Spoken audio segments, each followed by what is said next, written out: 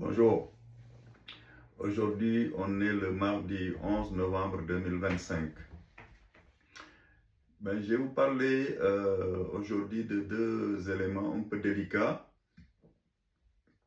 C'est le taux de scolarisation de certaines filles en Afrique et surtout le manque de cadres femmes en Europe et dans le monde concernant les filles qui viennent d'Afrique et l'excision.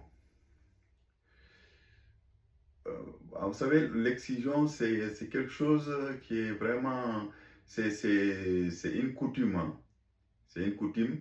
Il y en a qui disent que ça vient de la religion islamique, mais non, c'est pas forcément, ça vient pas de la religion islamique, hein, parce qu'il y a des pays d'Asie du Sud-Est où c'est pratiqué alors qu'ils sont pas forcément musulmans.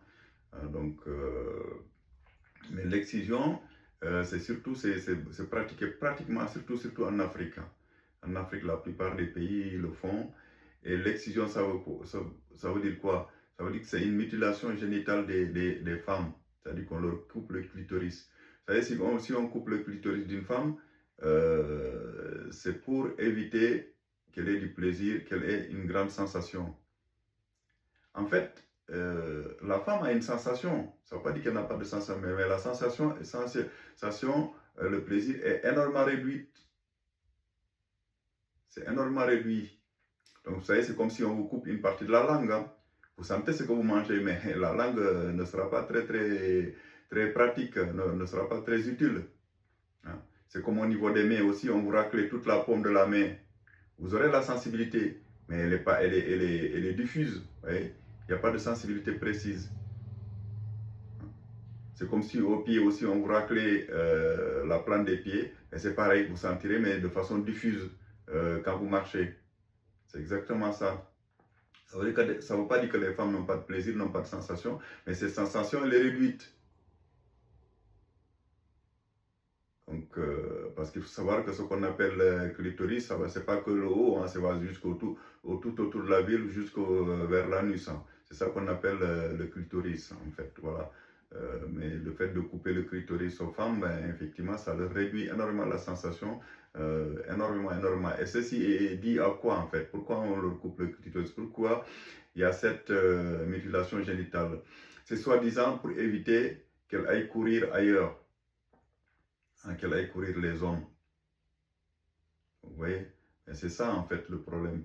Donc, mais évidemment, ça n'empêche pas la procréation, hein, ça n'empêche pas la reproduction, parce qu'on ne touche pas aux ovaires ni à l'utérus. Voilà. Mais quand il y a l'amour, donc la femme a une sexualité moins performante qu'une fille qui n'a pas été excisée, hein. Et d'ailleurs, c'est ce qui pousse beaucoup d'hommes, une fois qu'ils ont une femme excisée, à aller voir ailleurs souvent. Bon, c'est pas que ça, mais ça y joue beaucoup, hein. Je vous dis, les femmes excisées ont une sensation beaucoup réduite, hein, quand il y a l'acte sexuel. Et ça, c'est beaucoup pratiqué dans les pays tels que la Guinée, le Sénégal, le Nigeria, Soudan, Somalie, Djibouti, République centrafricaine. Voilà, c'est surtout dans ces pays-là. Enfin, il y en a d'autres, hein, mais je ne peux pas tous les citer. République centrafricaine, RDC, Cameroun, Côte d'Ivoire, hein, Sierra Leone, voilà, donc Mali, Burkina Faso. Et c'est les pays où aussi il y a le plus de mariages, de mariages précoces, hein. Donc, ainsi certains pays d'Asie du Sud, d'Asie du Sud-Est, hein, tels que l'Afghanistan, le Pakistan, le Laos, le Cambodge, voilà, et en Amérique centrale, en Amérique latine aussi. Mais par contre, là-bas, il y a des mariages précoces, mais il n'y a pas d'excision dans ces pays-là, dans la plupart de ces pays. Voilà, mais l'excision se situe surtout en Afrique. En Afrique et dans certains pays du Proche-Orient. Et en Égypte aussi, ça se fait. En Égypte, il y a beaucoup de filles, 90% des filles sont excisées là-bas. Ça, il faut le savoir aussi. Donc, voilà. Et ceci est lié aussi, je ne sais pas, c'est lié au taux de scolarisation faible des femmes. Parce que vous savez, le fait que les femmes aient un taux de scolarisation très faible, ça c'est lié aussi à des coutumes, à la religion. Si vous prenez l'Afghanistan, où les talibans ne veulent pas que les femmes aillent à l'école, mais le problème c'est qu'ils ne veulent pas que les hommes examinent les femmes, hein, qu'il n'y ait pas qu'un gynécologue homme n'examine pas une femme. Mais le problème, si ils empêchent aux femmes d'aller à l'école, comment peuvent-ils avoir des gynécologues femmes? Vous voyez, c'est la folie. Hein. Donc, ils empêchent, les talibans empêchent les femmes d'aller à l'école. Hein. C'est le pays où il y a le plus de taux le plus bas taux de scolarisation des femmes. Hein. Mais et ça, c'est donc ça, c'est lié donc au fait que le taux de scolarisation dont je parle là, est lié au fait qu'en fait, on marie très tôt les filles aussi. Parce que vous savez, une fille, quand vous la mariez très tôt, ben, elle peut pas aller à l'école. C'est pas possible. Vous savez, quand une fille commence à avoir des enfants, un ou deux enfants, c'est fini. Hein. Et en général, ces filles-là, on les marie à des hommes qui n'ont pas une culture, une instruction assez élevée. Bon, ça ne veut pas dire qu'ils ne sont pas intelligents, mais ils n'ont pas une culture, une instruction assez élevée. Et eux, leur but, c'est de faire des enfants. Et une fois que la fille a fait des enfants, ben, vous savez, pour faire la scolarité, pour faire les études scolaires, c'est très très compliqué quoi. Et les études universitaires, parce que il y en a qui le font, mais c'est très très difficile. Hein. Et c'est pour ça que vous voyez très peu de femmes noires dans de hauts postes de responsabilité. Hein. Moi, je ne parle pas de ministère, hein, parce que les ministères, c'est différent, parce que dans les pays, on les nomme comme ça. Voilà. Mais je parle dans le monde. Hein. Si vous allez, par exemple, si vous venez en Europe, ben, vous verrez très peu de femmes africaines, hein, femmes noires, d'origine africaine surtout, qui ont des hauts postes de responsabilité.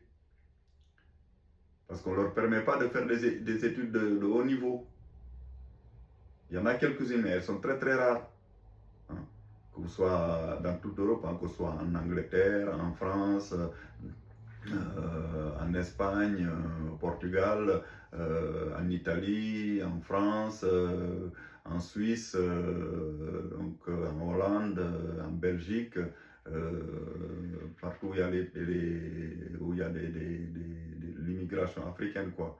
Vous verrez très très peu de femmes qui ont de hauts postes de responsabilité, liés au fait que, ben, ça y est, dès qu'ils arrivent à 17-18 ans, ben, on les marie tout de suite. Hein. Donc une fille, quand vous la mariez à 18 ans, ben, vous savez, elle est à peine au niveau du bac ou de la première. Hein. Donc elle n'a pas le temps de faire des études. Et quand vous ne faites pas des études, ben, vous ne pouvez pas occuper des postes de responsabilité élevés, ce n'est pas possible. Hein. Mais ça, c'est plus fréquent quand même chez les Peuls. Hein. Enfin, chez les Peuls, enfin, à ma connaissance, il y en a d'autres certainement, mais c'est surtout lié au fait que la sexualité est tabou en fait dans ces ethnies-là, les ethnies Peul et d'autres ethnies, ce qui fait que ben, les filles, puisqu'on ne parle pas de la sexualité, ben, les parents ont peur que la fille tombe enceinte, enfin devient enceinte comme ça, hein, qu'elle rencontre des hommes et qu'elle soit enceinte, parce que pour eux, le fait qu'une fille soit enceinte hors mariage, c'est une honte, vous voyez, ça devient de la honte, et donc c'est pour ça qu'ils préfèrent marier leur fille très très tôt au lieu de les laisser continuer les études. Voilà, parce que bon, c'est très rare. Hein. Bon, je dis beaucoup je disais donc, vous verrez très peu de femmes africaines d'origine, de femmes noires d'origine africaine qui ont de hauts postes de responsabilité parce qu'elles n'ont pas fait des hautes études, c'est pas possible. Donc, évidemment, si vous ne faites pas de hautes études, ben, quand vous allez dans un pays occidental, vous ne pouvez pas occuper un poste de haut niveau. Hein. Je ne dis pas qu'il n'y en a pas, mais c'est vraiment des exceptions. Hein, des exceptions. Même en Afrique, quand vous voyez les ministres qu'on nomme, bon, après, c'est quelques écrivaines, quelques personnes qui sont dans les partis, mais en général, au niveau études, elles sont pas à un bon niveau hein, la plupart du temps. Bon, comme je disais tout à l'heure, il y a évidemment des exceptions. Mais bon, vous savez, les exceptions ne font pas la règle, quoi. Voilà. Donc, il faudrait quand même que les Africains laissent leurs filles aller à l'école, aller continuer de faire des études de haut niveau.